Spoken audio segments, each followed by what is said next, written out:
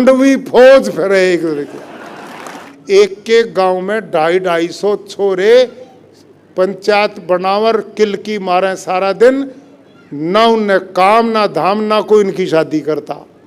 हमारी बहन बेटियों को गलत दृष्टि से देखते हैं, हमारे मंदिरों को तोड़ रहे हैं, हमारे साहित्य को जला रहे हैं, हमारे ऊपर अनेक तरह के टैक्स और कर लगा करके हमें लूट रहे हैं। लाल किले के द्वार के बाहर दुनिया की भीड़ के बीच में 4-4 जल्लादों को बुलाया गया, आदेश दिया गया गोकुला को एकदम नहीं मारना है, एक बार दायां हाथ काटना है, एक बार बायां हाथ काटना है, एक बार दाईं टांग काटनी है, एक बार बाईं टांग काटनी है, फिर धड़ को सर से अलग करना है। आज में सबसे बड़ी यदि कमजोरी कोई आई है तो आज हमारी आज की जनरेशन इस नशों में पड़ रही है।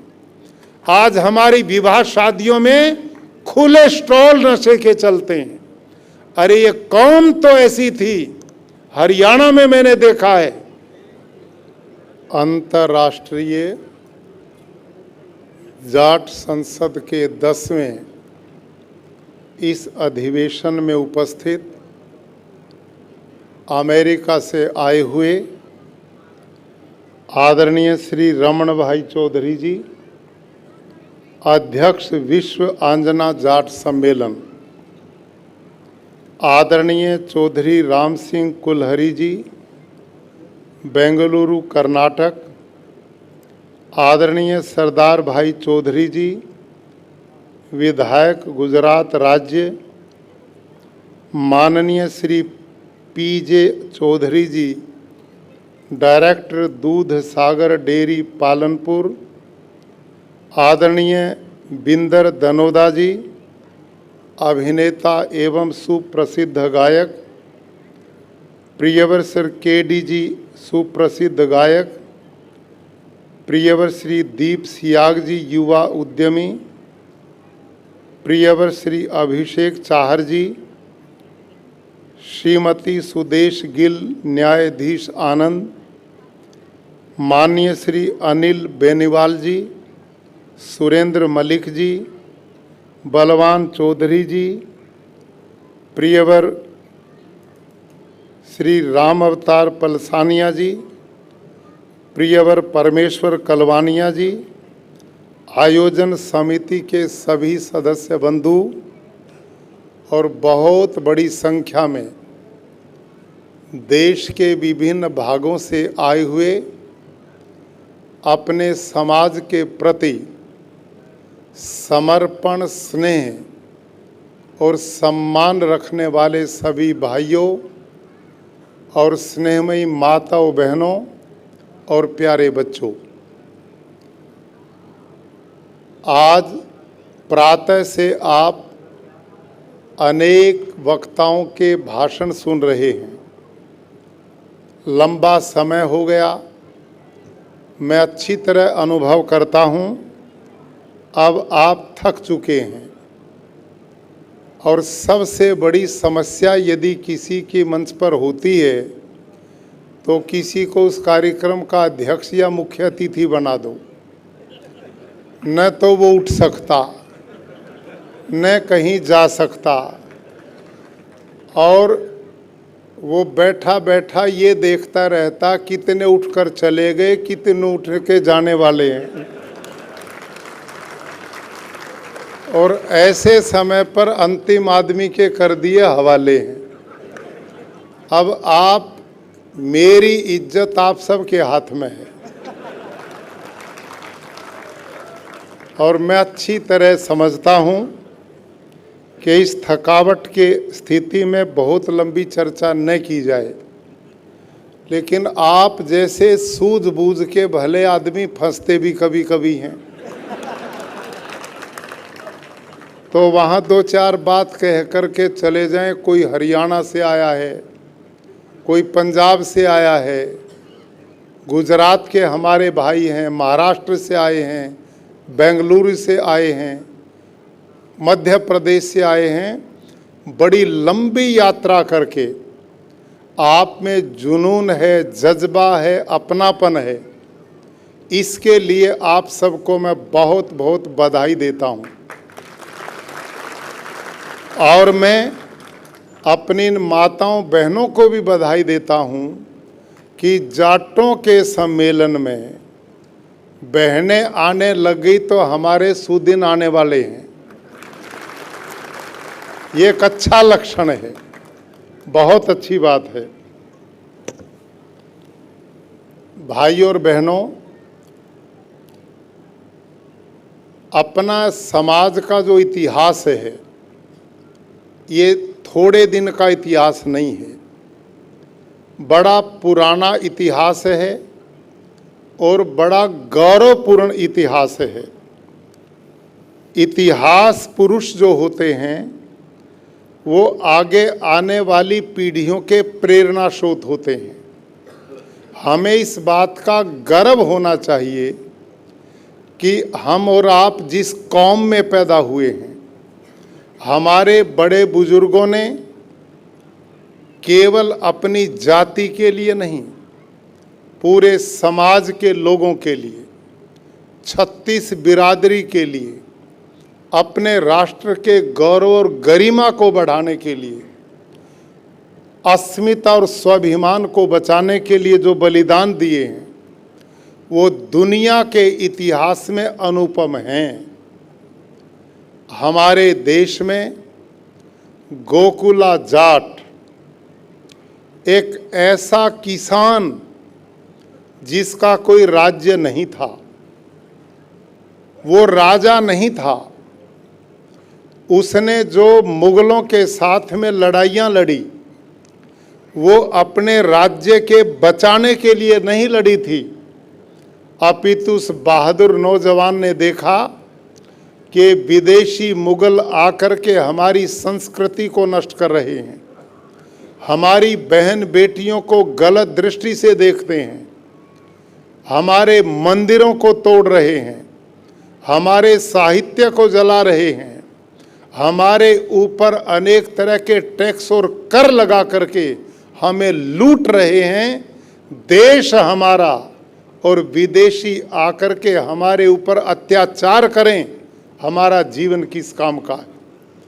केवल ये चिंतन लेकर के एक किसान व्यक्ति ने अपने समय 20,000 जाटों की सेना तैयार की। और आपको आश्चर्य होगा कि उस 20,000 सेना में एक भी वैतनिक सिपाही नहीं था, सारे ही किसान थे।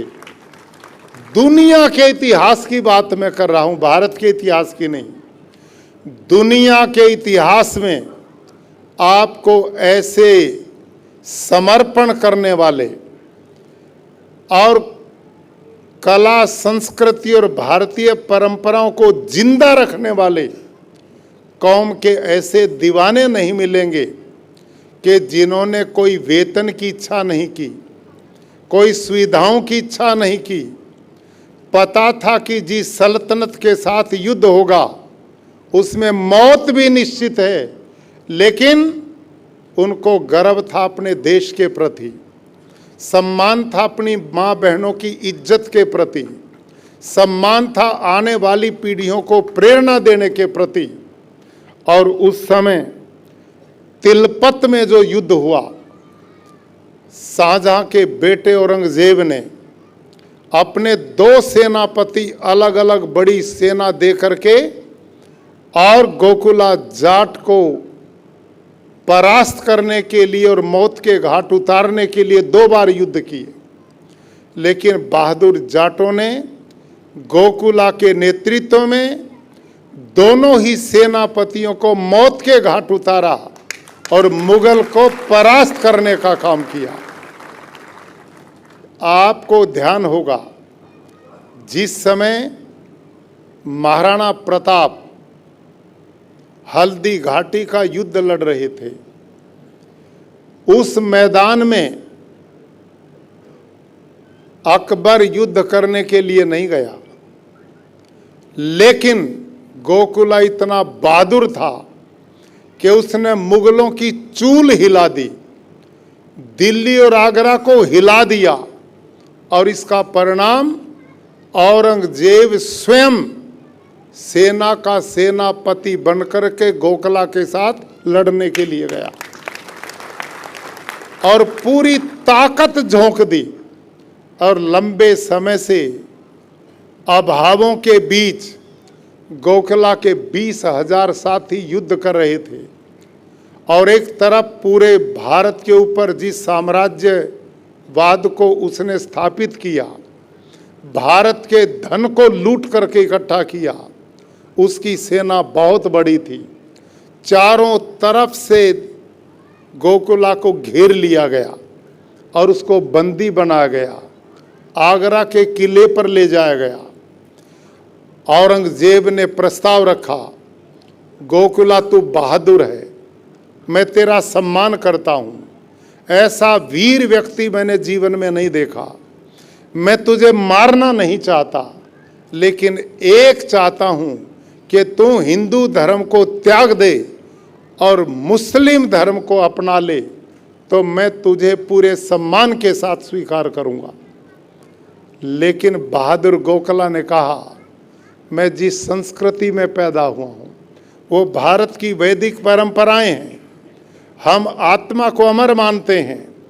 गोकुला ने कृष्ण के उस गीता को पढ़ा था कि आत्मा अजर और अमर है, नयनम छिंदंती शस्त्राणी नयनम दहती पावका, नई चैनम कलेद्यंत्यापो न शोषति मारुता है।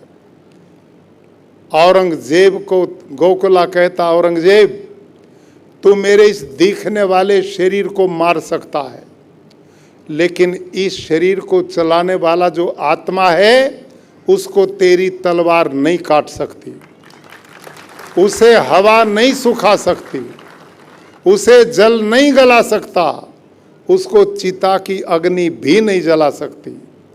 मैं अपने इस ईश्वरीय धर्म को नहीं त्याग सकता, मैं शरीर का बलिदान दे सकता हूं। 3 बार औरंगजेब प्रस्ताव रखता है, तीनों बार गोकुला का एक ही उत्तर होता है कि मैं प्राण छोड़ सकता हूं, धर्म का त्याग नहीं कर सकता। भाई और बहनों, लाल किले के द्वार के बाहर दुनिया की भीड़ के बीच में 4 जल्लादों को बुलाया गया, आदेश दिया गया, गोकुला को एकदम नहीं मारना है, एक बार दायां हाथ काटना है, एक बार बायां हाथ काटना है, एक बार दाईं टांग काटनी है, एक बार बाईं टांग काटनी है, फिर धड़ को सर से अलग करना है। इतनी यातना जल्लादों को देने के लिए औरंगजेब का आदेश होता है कि इन यातनाओं को देख करके गोकुला डर जाएगा और अपने धर्म को त्याग करके मुसलमान बन जाएगा। मैं से वीर व्यक्ति को खोना नहीं चाहता। यदि ये वीर व्यक्ति मुसलमान बन गया तो ये मेरे बड़े काम का है, इस पूरे देश को मुसलमान बनाने में सहयोगी करेगा। इस सोच के साथ वो मारना नहीं चाहता था। लेकिन गोखला कितना बहादुर था, उसने कहा कि मैं भारत की ऋषियों की परंपरा का व्यक्ति हूँ, ये भारत मेरी जन्मभूमि है, तुम विदेशी आक्रांता के रूप में आए हो। जननी जन्म भूमिश्च स्वर्गादपि गरीयसी, जननी और जन्म भूमि से महान कुछ नहीं है। मैं शरीर त्याग करके दोबारा जन्म ले सकता हूँ, लेकिन मैं धर्म को त्याग नहीं करूँगा।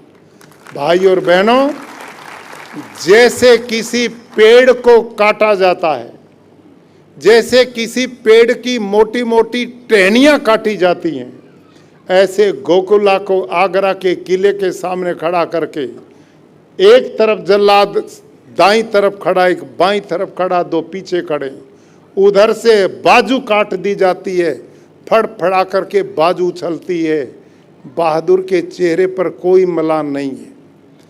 बाई बाजू काट दी जाती है, कोई रोष नहीं है, एक एक अंग काट दिया गया और बलिदान इस मातृभूमि और देश के लिए उसने केवल जाटों के लिए बलिदान नहीं दिया था, उसने इस देश में बसने वाली 36 कौम के लिए बलिदान दिया था, उसने इस राष्ट्र के लिए बलिदान दिया था, इस देश की संस्कृति, सभ्यता और परंपराओं को बचाने के लिए बलिदान दिया था और अत्याचार के विरोध में बलिदान दिया था। भाई और बहनों, इसी परिवार की परंपरा से चौधरी बदन सिंह के घर में एक बहादुर बेटा पैदा हुआ, सूरजमल, एक इतिहास पुरुष। उस व्यक्ति ने भी समस्त प्रजा में जो अपनापन के साथ जोड़ने का काम किया। 36 बिरादरी का व्यक्ति उसकी सेना का अंग था, सबको जोड़ करके वो चला और उसने भी मुगल साम्राज्य की चूलें हिला करके रख दी। इस देश में महाराजा सूरजमल ने भरतपुर में जो रियासत स्थापित की, उसका एरिया पूरा दिल्ली सूबा, इधर पानीपत तक का एरिया, इधर पूरा आगरा तक का क्षेत्र विजय करके उसने अपने अधीन किया था और मुगलों के छक्के छुड़ाए। बहुत उसके साथ लोगों ने तरह तरह के षड्यंत्र किए। अपने जीवन में 80 लड़ाई लड़ी। 80 लड़ाई में एक ऐसा बहादुर जिसने एक बार भी पराजय का मुंह नहीं देखा।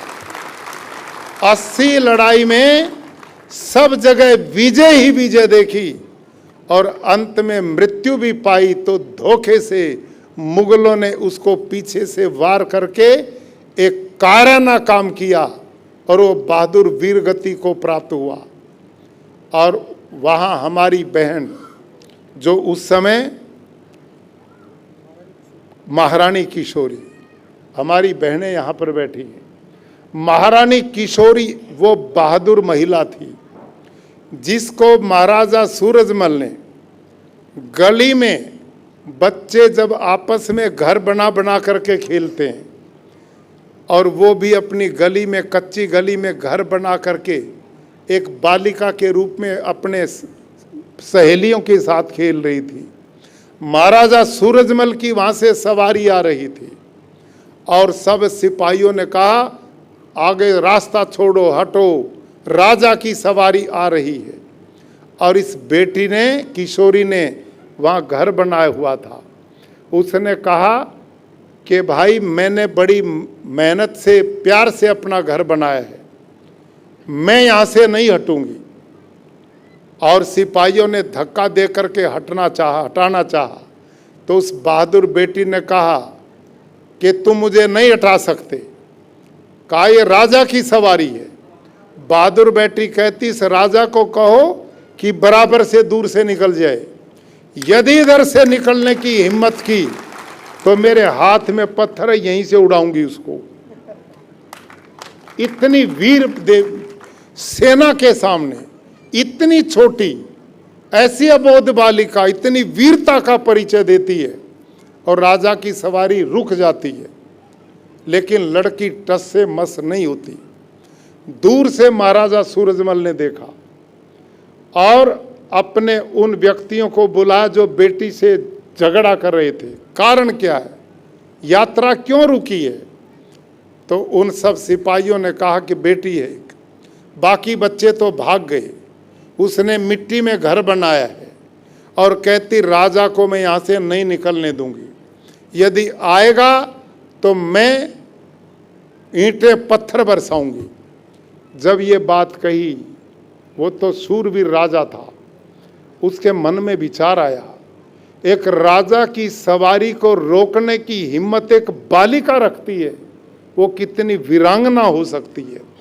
राजा वहीं हाथी से नीचे उतरा और उनके गांव में गया। गांव में पंचायत करी। पंचायत हुई तो लोग, सारा गांव डर गया, इस बेटी ने बड़ा अपराध किया है, राजा की सवारी को रोका है, राजा का अपमान किया है। पूरा गांव भयभीत है और लड़की का बाप सबसे ज़्यादा दुखी है। जब पंचायत हुई, लड़की का पिता अपनी पगड़ी को महाराजा के चरणों में डाल करके कहता है कि मुझे माफ करो, बच्ची छोटी है, अबोध है, उसको जानकारी नहीं थी कि आप राजा हैं, उसे माफ कर दो, हमारी गलती है। पूरा गांव माफी मांगता है। जब ये सब कुछ हो रहा था तो राजा सूरजमल एक बात कहता है, अरे भाइयों, मैं आपकी पगड़ी अपने चरणों में रखवाने के लिए नहीं आया, मैं तो आज अपनी पगड़ी तुम्हारे चरणों में रखने के लिए आया हूं। और किशोरी के पिता से प्रार्थना करता है, मैं इस किशोरी तुम्हारी बेटी को अपनाना चाहता हूं, पत्नी के रूप में इसे स्वीकार करूंगा कि इसकी उम्र में तो अंतर है, मैं जानता हूं, लेकिन इसकी वीरता को मैं भांपता हूं। और परिणाम क्या हुआ भाई और बहनों, किशोरी को अपनी औलाद नहीं हुई, लेकिन किशोरी इतनी बहादुर वीरांगना थी कि जब महाराजा सूरजमल युद्ध के लिए जाते थे तो किशोरी साथ में युद्ध लड़ने जाती थी। उसने महिलाओं की अलग एक सेना बना ली थी। और जब तक किशोरी का नेतृत्व सहयोग महाराजा सूरजमल को मिलता रहा, इसी का परिणाम था कि 80 युद्धों में एक भी युद्ध में वो पराजित नहीं हो पाया। तो हमारे बुजुर्ग और हमारी माँ इतनी बहादुर थी, जिन्होंने इस देश की संस्कृति की रक्षा के लिए, यहाँ की सभ्यता के लिए, यहाँ की परंपराओं के लिए, भारत के गौरव की अस्मिता के लिए कितना बड़ा बलिदान दिया था। ऐसे योद्धा एक नहीं थे। महाराजा सूरजमल के बाद राजा जवाहर सिंह उन्हीं के बेटे ने दिल्ली को फतह किया। दिल्ली का वो दरवाजा आज भी भरतपुर में रखा है। ये एक इतिहास की बात है। भारत में ये जाज्वल्यमान आपका इतिहास है। महाराजा महेंद्र प्रताप ऐसा वीर व्यक्ति, पढ़ा लिखा व्यक्ति, दानी व्यक्ति, और जिसने भारत को अंग्रेज काल में साइंस टेक्नोलॉजी से जोड़ने का काम किया, इतना सूझबूझ का व्यक्ति था राजा महेंद्र प्रताप। विदेशों में गए।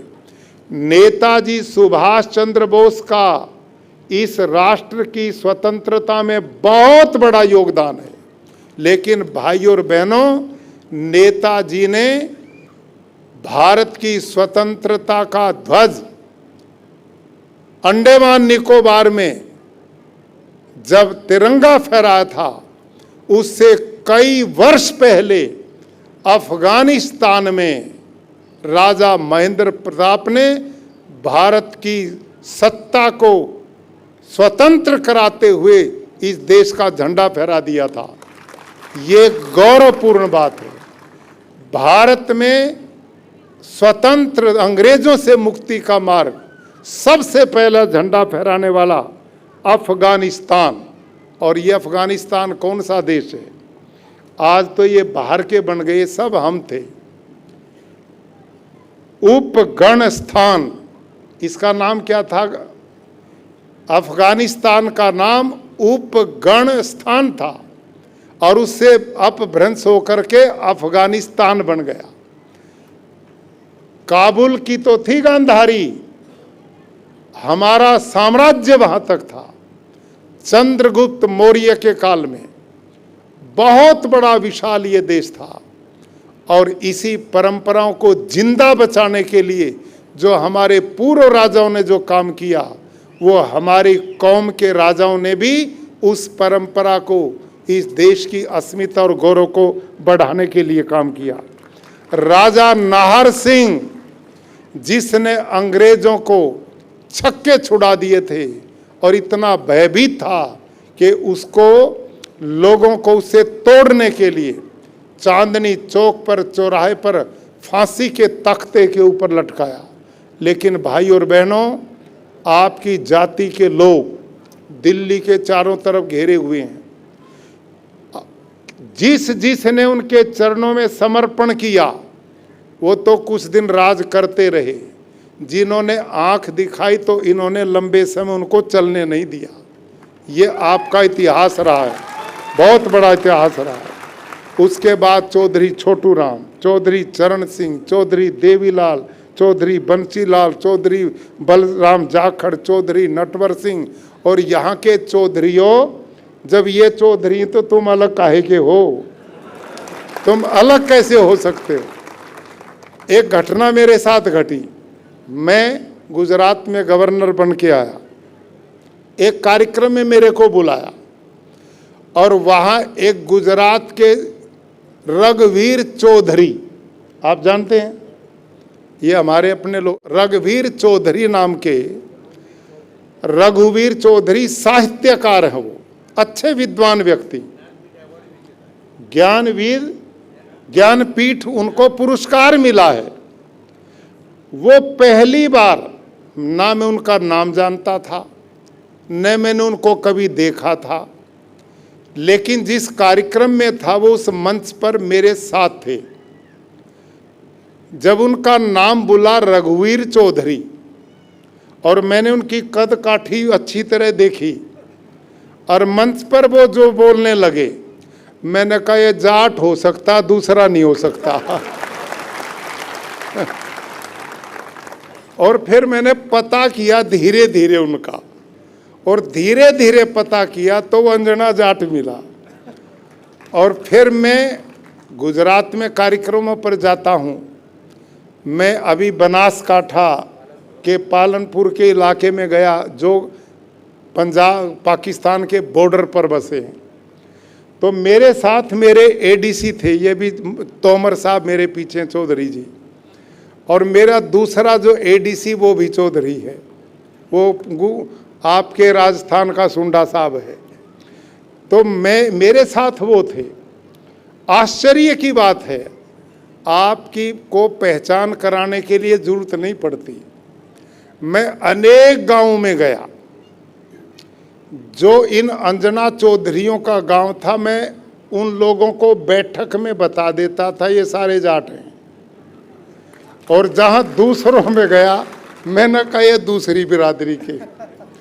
फिर एक कार्यक्रम में मेरे साथ मिल गए चौधरी अपना शंकर भाई चौधरी, जो हमारे इस समय गुजरात विधानसभा के अध्यक्ष हैं। मैंने कहा चौधरी साहब, आप जिस गांव में मेरे को ले जाएंगे बताना मत कौन किस कौम का जाट गांव है, मैं अपने आप बताऊंगा। और मैं जो बताता रहा वो वही फिट बैठता रहा। तो अब तुम जितने बैठे हो, थारे में अंजना भी बैठे हैं और ये दूसरे हमारे वाले भी बैठे हैं। अब तुम आपस में एक दूसरे ने देखो, थारा बॉडी स्ट्रक्चर अलग है, तुम्हारा कोई भी सिस्टम अलग हो ही नहीं सकता। डीएनए की बात क्या, तुम तो एक ही हो। अंतर इतना है कि 2 उधर चले गए, 6 इधर आ गए। इन्होंने फैमिली प्लानिंग पर जोर दिया, हमने बढ़ाने पर काम किया। वो भाई रमन सिंह की बात ठीक है, और इनके गांव में इन्होंने गजब का सम्मेलन किया था, बहुत विशाल सम्मेलन।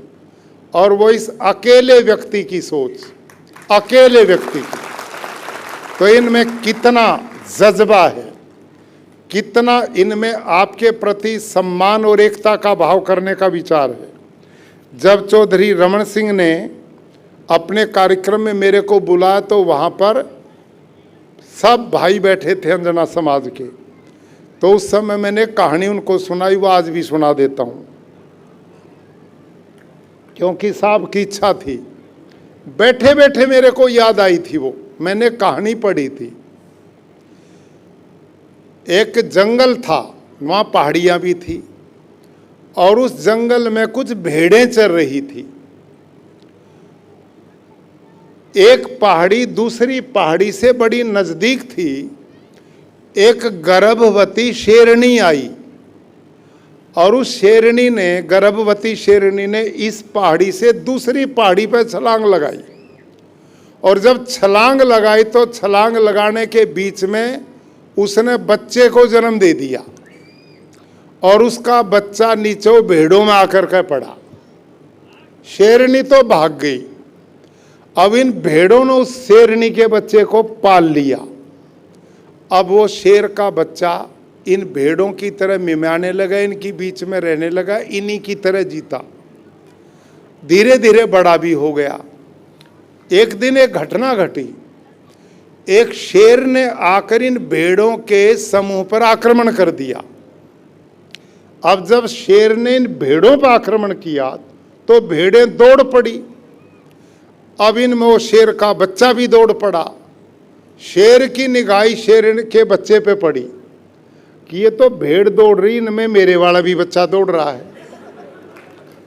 तो शेर ने भेड़ों को तो छोड़ दिया, शेर के बच्चे को पकड़ लिया और उसने कहा इसकी अकल में नहीं आओगी बात। और वो शेर उस शेरनी के बच्चे को लेके और तालाब के किनारे पे ले गया और वहाँ जब दोनों की परछाई पानी में पड़ी तो शेर ने उस शेरनी के बच्चे तक कहा भाई तू अपनी परछाई देख। और फिर एक परिवार, एक सिस्टम, एक सोच। और खेती बाड़ी भाई ये इतनी बढ़िया करते हैं, जैसे हरियाणा में हम लोग करते हैं खेती बाड़ी पशुपालन, ये हमसे भी बढ़िया करते हैं। यहाँ के अंजना समाज के चौधरी, इनसे हम दूसरों ने सीखने की जरूरत है। ये हैं असली सीखने वाले, ये बड़े समझदार हो गए दूसरों में रह के। हम तो आपस में घुलते रहे। इन्होंने यहाँ रहने के लिए बड़ी समझदारी से काम किया है। मैं एक बात बार बार कहता हूँ, हर सम्मेलन में बोलता हूँ, भाई चौधरियों जीने के दो ही तरीके हैं, या तो किसी ने अपना बना लो और या किसी के बन जाओ। ना तो कोई अपना बनाया और ना किसी के बने धक्के खाते फिरोगे। ये बहुत बड़ी समस्या है। ये जो बिंदर भाई बोल रहा था ना, ये बिल्कुल मेरे मन की बात कर रहा था सारी। ये जो है ना अंजना समाज के लोग, ये राजस्थान से आए, हरियाणा से आए, यहाँ अपने दूसरे परिवार के लोग थे, समुदाय के लोग थे। दूसरी जगह तक आकर दूसरे जगह बसना समझदारी के बिना बस ही नहीं सकता। मूर्ख तो अपने घर में नहीं बसता, दूसरे में कैसे बस लेगा? क्यों साहब? मूर्ख तो अपने घर न उजाड़ ले। और ये तो दूर से आके इन दूसरों को इन्होंने अपना बनाया और आप इनके बन गए। इसका परिणाम ये यहाँ पर एमएलए भी हैं, एमपी भी हैं। आज शंकर भाई चौधरी हमारे विधानसभा के अध्यक्ष हैं और इतने संपन्न ये लोग हैं पशुपालन में। इन्होंने जिस डेयरी का विकास किया ना, सागर डेयरी, बैठे हैं आप, बाकी जहाँ से आए जो खेती बाड़ी करते हैं, मेरे ख्याल में 20-30 करोड़ रुपया एक तहसील में एक महीने में इनका किसानों के बीच में आता है। ऐसा ही है ना? इससे भी ज्यादा आता है। और खेती बहुत अच्छी करते हैं। और ये दोनों चीज तो ठीक ठाक हैं। जो सबसे बड़ी बात है ना, ये खुट्टा ठोक कतई नहीं है। ये असली बात जो है ना, एक बढ़ गया उसकी टांग कैसे खींची जा सके, ये इनमें कतई भावना नहीं है। एक दूसरे के सहयोगी हैं, कोऑपरेटिव भावना है, अकड़ फू है नहीं, मिल करके चलते हैं, हर का सहयोग करते हैं। ये विशेषता इन अंजना जाट भाइयों में हम सब के लिए सीखने की है। और बहुत अच्छी बात रमन भाई ने भी कही, हमारे दूसरे एक वक्ता ने भी कही कि भाई जब लंबी यारी गांठनी हो ना, वह यारी लंबी रिश्तेदारी में बदलने से बना है।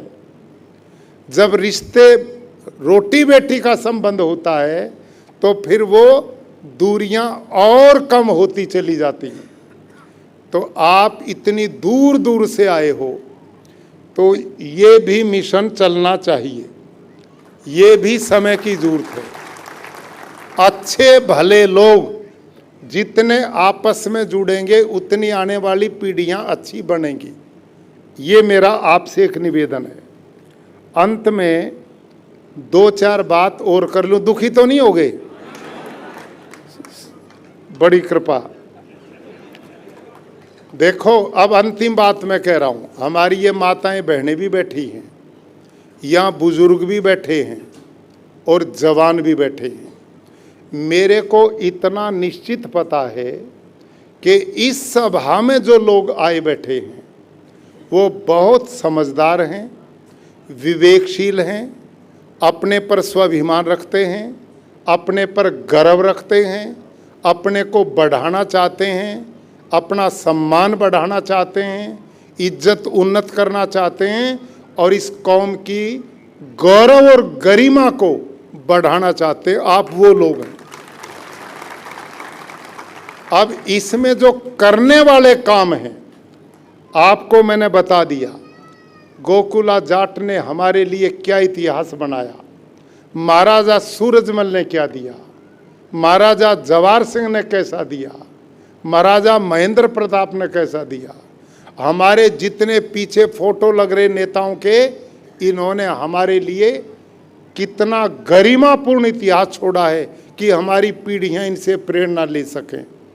लेकिन चिंता ये करनी कि आज हम कहाँ हैं, इस समय हम कहाँ जी रहे हैं, इस पर विचार करने की जरूरत है।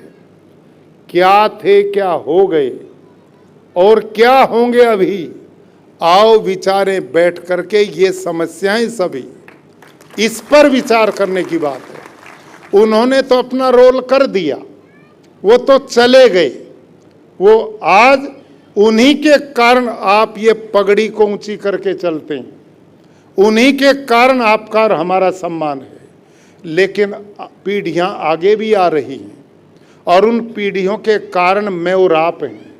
हम उनको क्या दे रहे हैं, आज हम खुद क्या हैं, इस पर चिंतन करने की बात है। भाई और बहनों, ये बहादुर कौम है, मेहनती कौम है, देशभक्त कौम है, 36 बिरादरी का सम्मान करती है, 36 बिरादरी का। हमारे देश का ढांचा जो है वो ग्रामीण पृष्ठभूमि में, वहाँ केवल जाट का गांव जाट का है तो वहाँ नाई भी है, धोबी भी है, तेली भी है, कुम्हार भी है, लुहार भी है, जुलाहा भी है, सब हैं और उन सबों से मिलकर के एक समाज बनता है। वो हमारे हैं और हम उनके हैं। ये सोच कि केवल हम अपने लिए हैं और अपनी उन्नति करनी है, ये जाट की सोच कभी नहीं रही। जाट की सोच राष्ट्रवादी सोच रही है, सबके कल्याण की सोच रही है। और इसका प्रमाण प्यारे भाई और बहनों, इस समय देश की सीमाओं पर जो बहादुर सेनानी 24 घंटा जान को हथेली पर लेकर देश के दुश्मनों का रात दिन मुकाबला करते हैं, उनमें ज़्यादातर बेटे आपके बेटे हैं और अब तो आपकी ही बेटियां भी वहां जाना शुरू हो गई हैं। इसका हमें गर्व होना चाहिए। हम देश की सीमा पर जो बैठे हैं, देश की सीमा पर बैठ करके भारत में बसे केवल जाटों की रक्षा नहीं करते, अपितु मेरे देश के 36 बिरादरी का व्यक्ति मेरे परिवार का अंग है, मेरे राष्ट्र का अंग है। हम एक परिवार के लोग हैं, सबका हित ही उसका अपना हित होता है। अंदरूनी जो व्यवस्थाएं होती हैं पुलिस के अंदर है, उसमें सबसे ज्यादा यदि किसी के बेटे हैं वो भी आपके ही बेटे हैं। हर उस मोर्चे पर जहां पर लड़ाई लड़नी होती है, जहां देश की सुरक्षा का काम है, वहां मौत को हथेली में रखकर आगे बढ़ने का काम आपके दुलारे करते हैं। और खेल जगत में इस देश के गौरव को बढ़ाने का काम भी आपके बेटे बेटियां कर रहे हैं। इसका हमें गर्व है। हम कभी भी ये नहीं चाहेंगे कि हम केवल जाट जाट और जाट।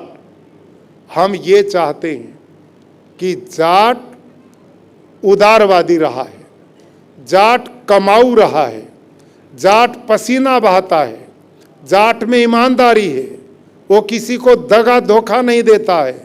अंग्रेज अनेक अधिकारियों ने भी इस कौम की प्रशंसा इसके गुणों के कारण की है, दुनिया ने की है। सिकंदर भी जब पंजाब के अंदर उसने प्रवेश किया, भाइयों और बहनों, वो एक सीमा से आगे बढ़ नहीं पाया क्योंकि इन जाटों ने उसके छक्के छुड़ा दिए। दुनिया को उसने जीता लेकिन भारत पर विजय नहीं प्राप्त कर सका, वो वापस उसको जाना पड़ा। और जितने मुगल शासक आए, जो इनके साथ जिसने लड़ने की कोशिश की, भिड़ने की, उसको पराजय का मुंह देखना पड़ा। हम ये चाहते हैं कि ये कौम जिस उदारवादिता के साथ है, उसके आने वाली पीढ़ियां संस्कारवान हो, गुणवान हो, धर्मात्मा हो, जितेंद्रिय हो, परोपकारी हो, माता पिता का सम्मान करने वाली हो, अपने कुल के गौरव को बढ़ाने वाली हो। ये गुण हैं जो किसी व्यक्ति को अन्यों से अलग करते हैं। आज दुर्भाग्य है, आज दुख का विषय ये है कि हमारा दिल्ली और उसके चारों तरफ बसे हुए जो हमारे लोग हैं, वहाँ हमारे बीच के बच्चे गैंगस्टर बन रहे, हमारे बालक दूसरों के प्लॉटों पर कब्जे कर रहे हैं, हत्याएं कर रहे हैं, नशा बर्बाद इस कौम को कर रहा है। आज शराब, स्मैक, दुनिया भर के गंदे नशे, यदि हमारी युवा पीढ़ी उनमें ग्रसित होगी तो इस कौम का क्या भविष्य रहेगा, इस पर चिंतन करना चाहिए।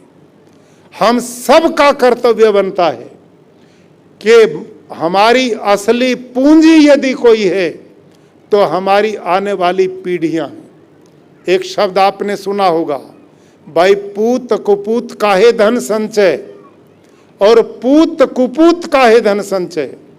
यदि आप और हमने अपनी आने वाली पीढ़ियों को संस्कारवान बना दिया, अच्छे गुणों से युक्त बना दिया, तो धन कमाने की जरूरत नहीं, वो खुद ही कमा लेंगे। लेकिन यदि उनको संस्कारहीन बना दिया, अपराधी बना दिया, व्यसनी बना दिया, तो कितना धन इकट्ठा कर लो उसको भी बर्बाद दारू पी के खत्म कर देंगे। आज हमारी बहन बेटियों की इज्जत खतरे में है। शराब का नशा सबसे बुरा नशा है। शराब अंदर, अकल बाहर, दोनों चीज इकट्ठी नहीं रह सकती। आज दुर्भाग्य है कि इस जाट समाज में सबसे बड़ी यदि कमजोरी कोई आई है तो आज की जनरेशन इस नशों में पड़ रही है। आज हमारी विवाह शादियों में खुले स्टॉल नशे के चलते हैं। अरे ये कौम तो ऐसी थी, हरियाणा में मैंने देखा है, भाइयों और बहनों, ये रोहतक सोनीपत का इलाका जो आज अपराध की ओर बढ़ रही युवा पीढ़ी, वहाँ पर कोई मांस की दुकान नहीं होती थी, कोई शराब की दुकान लोग नहीं खुलने देते थे, वहाँ सिनेमा घर तक भी नहीं बनने दिए, काल तक तो ऐसा था। आज हमारे बच्चे अपराधी बन रहे हैं, क्या उनसे इच्छा पैदा करोगे? हमने इस प्रकार से बालकों की शिक्षा का प्रबंध करना चाहिए कि जिससे उनकी दिशा और दशा बदले। और उसका काम मैं पहले भी बोलता रहा, मनुष्य के निर्माण का सबसे बड़ा साधन है उत्तम शिक्षा, एजुकेशन। बच्चों को पढ़ाना और उनको पढ़ने के बाद कोई बहुत अच्छा आदमी बन गए जरूरी नहीं है। असली चीज ये है संस्कारवान बनाना। उदाहरण के लिए मैं गुरुकुल चलाता हूं अब भी कुरुक्षेत्र में, आप कभी देखना, आपको मैं निमंत्रण करता हूं। एक गुरुकुल कुरुक्षेत्र में 1981 में वो बर्बाद था, उसमें कुछ नहीं था, 20-50 बच्चे थे बिगड़े आवारा। वहाँ 200 एकड़ ज़मीन लोगों ने कब्जे कर रखे थे। मैं 21 वर्ष का था जब वहाँ प्रधानाचार्य बना। मैं, क्योंकि मेरे पिताजी ने गुरुकुल में पढ़ाया, आर्य समाज के संपर्क में लाया। हमारे घर में शराब कोई छू नहीं सकता, मांस कोई आ नहीं सकता, बुराई होती पकड़ा जाता, कोई धूम्रपान बीड़ी सिगरेट नहीं, घर में गौवें होती थी। इसी वातावरण में रहा और गुरुकुल में मैं पढ़ा और उस गुरुकुल को मैंने संभाला जो बर्बाद था। आज मेरे भाइयों, वहाँ 1,500 बच्चे इस देश के 19 प्रांतों के, और उन बच्चों को 4 बजे उठाते हैं, 9-10 बजे तक। कभी योग है, कभी प्राणायाम है, कभी नैतिक शिक्षा है, अच्छा खान पान है।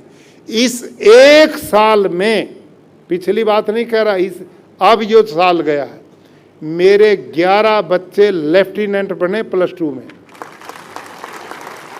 12वीं उन बच्चों ने पास नहीं की, 12वीं करते करते उन्होंने एनडीए का एग्जाम दिया। 11 बच्चे एनडीए में गए हैं, 7 बच्चे मेरे आईआईटी में गए हैं, 4 बच्चे आईआईएम में गए हैं, 2 बच्चे पीएमटी में गए हैं और 21 बच्चे एनआईटी में गए हैं।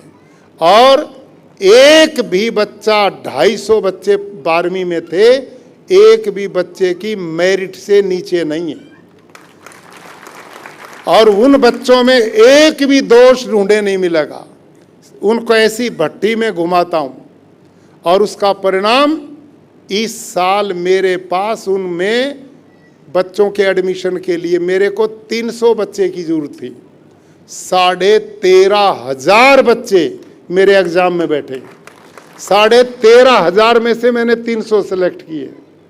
आप यदि समाज के लोग इस प्रकार के शिक्षण संस्थानों की ओर बढ़ो और अपने बालकों को उस दिशा में बढ़ाओ। मैंने तो उस एक को देखकर 4 बना दिए, एक की जगह मैंने 4 बना दिए गुरुकुल, और चारों में ये हाल है। 1,000 इस साल तैयार किया, एक ही दिन में 1,000 पूरे हो गए। और मैंने माताओं बहनों की बेटियों का भी गुरुकुल बनाया हुआ है, वो भी बच्चियां टॉप करती हैं। मैं आपको निवेदन करता हूं, यदि इस देश को बचाना है, संस्कृति को बचाना है, भारतीय परंपराओं को जिंदा करना है, आपने इस अपनी कौम के गौरव को बढ़ाना है, और आने वाली पीढ़ियों को यदि आप बना गए और इस नशे से बचा गए, व्यसनों से बचा गए, बुराइयों से बचा गए और उनको शिक्षा से दीक्षित करके सारी दुनिया में भेजो। चौधरी रमन सिंह हमारे बीच में बैठे हैं, इस गुजरात में कितनी बड़ी सीखने वाली चीज़ें हैं। यहाँ पटेल हमारे भाई हैं, मैं उनके बीच में रहता हूँ, अरे उनसे सीखना चाहिए। मैंने उनसे इस समय दुनिया के लगभग 170 देशों में गुजरात के पटेल हैं, हाँ या नाचो साहब, है ना, 170 देशों में हैं। और वो कैसे जाते हैं, समझो इस बात को। मैंने पूछा उनसे कि भाई ये इतनी दुनिया में कैसे फैल गए, यहाँ का हीरे का व्यापार इतना बड़ा है और उसमें पटेल भाई बहुत पढ़े लिखे लिए नहीं, मेहनती हैं, मिल के चलते हैं, एक दूसरे की मदद करते हैं। और कैसे जाते हैं विदेशों में, उनका तरीका मैंने गांव के लोगों ने बताया। क्या करते हैं वो, एक गांव है और उस गांव में युवा लड़के हैं, शाम को बैठे, उन्होंने देखा भाई हम में ये थोड़ा ज़्यादा पढ़ा लिखा समझदार है। 10 भाई, उनके 10 साथी एक ग्रुप बनाते हैं, आपस में मिलते हैं और 10 उस एक को तैयार करते हैं और सारे मिलके अपने घर से जो सहयोग पैसे का उसको देते हैं कि भाई तू ये ले जा 2-4 लाख रुपए, और उसको किसी एक देश में भेज देते हैं। और जब वो उस देश में जाकर अपना कोई दुकानदारी करता है, कोई काम करता है और उसका काम फिट हो जाता है और उसको दूसरे की जरूरत पड़ती है, तो उन 10 में से वो दूसरे को बुला लेता है दो गए, और जब वो दो पूरा काम कर लेते हैं तो वो तीसरे को बुलाते हैं, और तीसरा करता तो धीरे धीरे 10 के 10 चले जाते हैं, और फिर वो रिश्तेदारों को बुलाते हैं। ये है कोऑपरेटिव सिस्टम, ये है भाईचारा, ये है एकता, ये है आगे बढ़ने का तरीका। जिस कौम में भाइयों एकता होगी, संगठन होगा, भाईचारा होगा, उसे बढ़ने से रोक नहीं सकता, और जिसमें इससे विपरीत गुण होंगे उसको बर्बाद होने से बचा नहीं सकता। अभी आपको मैं बता रहा हूं, इस अहमदाबाद में पिछले दिनों हमारे पटेल भाइयों को मैं बधाई देता हूं। उन्होंने एक सरदार धाम बिल्डिंग बनाई है, आपने देखी होगी। मैं उसमें गया, बुलाया उन्होंने इसी तरह। आप विचार करो, ये सीखने वाली बातें। उनके जितने उद्योगपति हैं, जितने आप जैसे प्रतिष्ठित व्यक्ति हैं, उन्होंने इकट्ठे होकर वहां सरदार धाम बनाया, जिस पर 250 करोड़ रुपया की एक बिल्डिंग बनाई है। और उस बिल्डिंग का काम क्या है? उनके सोच के गांव के जितने उनके बच्चे हैं, वो वहां आकर के उनको खाने की, पीने की, रहने की, कोचिंग की सारी व्यवस्थाएं देते हैं। और अब उन्होंने क्या लक्ष्य लिया, उसमें सफल हुए। अब गुजरात के 4 कोणों पर 4 धाम वो बनाएंगे, ताकि दूर का बच्चा यहाँ ना आए। जो उत्तर गुजरात में उसको वहीं मिल जाए, दक्षिण वाले को वहाँ मिल जाए, पश्चिम वाले को वहाँ मिल जाए। ऐसे ऐसे तरीके हैं। आप लोगों ने धर्मशालाएं बना रखी दुनिया भर की, उनमें जंग लग रहे, वहाँ होके बजे सारा दिन, वहाँ पर दारू चले सारा दिन, और वहाँ पर उल्टे सीधे प्रोग्राम। बताओ निर्माण कैसे होगा? सोचो इस बात को आराम पे। भाई, बालक तो देख करके सीखता है, बच्चा भाषण से नहीं सीखता। मैं 40 साल गुरुजी रहा हूँ, बच्चों को पढ़ाता रहा हूँ। मैंने बच्चे के मनोविज्ञान का पता है। बच्चा भाषण से नहीं सीखता, बच्चा देख करके सीखता है। बच्चा देखता है मेरा गुरुजी क्या पहनता है, कैसे चलता है, कैसे खाता है, कैसे बोलता है, मेरी माँ कैसे चलती बैठती है। माँ तो टीवी पे बैठ जाए और बच्चे ने कहा बेटे दूसरे कमरे में पढ़ाई कर, वो पढ़ लेगा। ये नहीं चलता काम। जिन लोगों ने अपने बच्चों का निर्माण किया है, बच्चों के साथ खुद तपस्या करनी पड़ेगी, उसके साथ वैसा बनना पड़ेगा। आप सबसे मेरा निवेदन है, भाई कोठी बंगले अपने आप बन जाएंगे, उनके बनने से पहले बालकों का निर्माण करो, बच्चों का निर्माण करो, उनको संस्कारवान बनाओ, उनको व्यसनों से मुक्त करो, बुराइयों से बचाओ। आज इस कौम को मेरे को दुख होता, कुछ लोग बताते हैं ऐसे ऐसे कर्म कर रहे हैं कि एक बढ़िया बच्चे का भी पता लगा जाट है, उसने किराए पर घर भी नहीं देता कोई है कि नहीं? बोल तो पड़ो। तो क्या पैदा कर रहे हो? जिसने किराए पे घर देने से भी कोई डरता हो, उसके प्रति क्या सम्मान का भाव रह गया? अरे हम किन महापुरुषों की संतान हैं?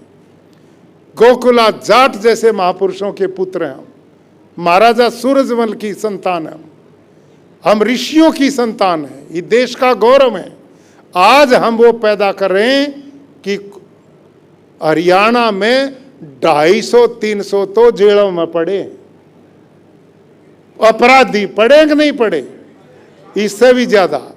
और हाल ये हो गया, पढ़ाते लिखाते नहीं, बच्चों पे ध्यान नहीं।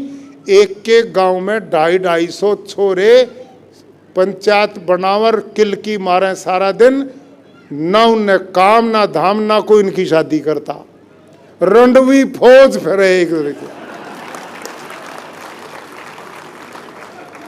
बताओ, ये हाल है आपका।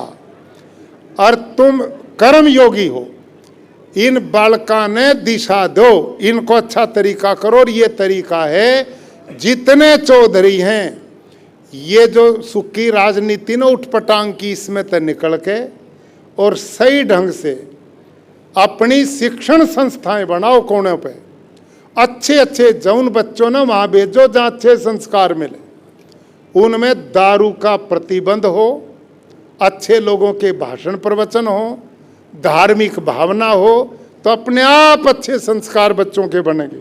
तो ऐसा मेरा निवेदन है। और हमारा संगठन, मैं पुनः इस बात को कहूँगा कि भाई हम मजबूत बने, इसलिए नहीं कि हम कोई धरती न तोड़ेंगे। हमारी मजबूती 36 बिरादरी की उन्नति का कारण बननी चाहिए।